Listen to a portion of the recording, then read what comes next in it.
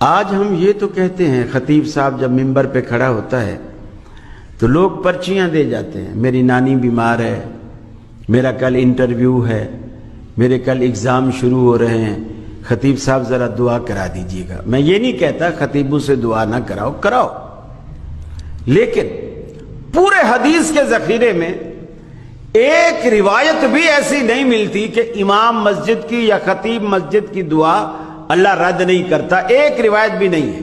لیکن یہ روایتیں موجود ہیں کہ دعوت الوالد لولدہ، والد کی دعا اولاد کے حق میں اللہ رد نہیں کرتا۔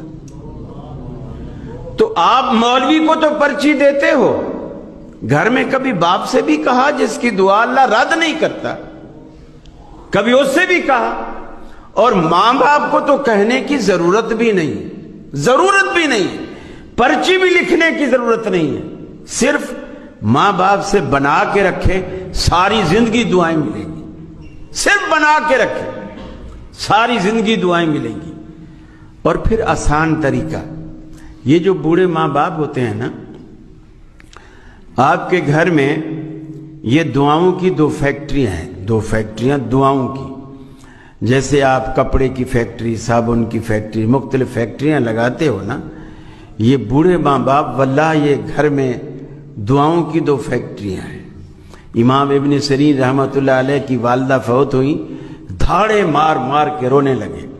کسی نے کہا امام صاحب آپ اتنے بڑے عالم ہو، بزرگ ہو، آپ ہمیں صبر کی تلقین کرتے ہو، خود دھاڑے مار مار کے رو رہے۔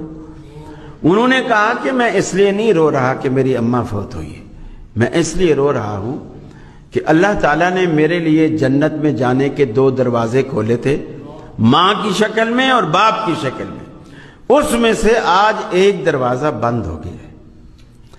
یہ جس دن ان کی آنکھیں بند ہوتی ہیں نا، پیچھے آپ کو دعائیں دینے والا کوئی نہیں ہوتا، سب حسد کرتے ہیں، آپ کی ترقی سے لوگ جیلس ہوتے ہیں۔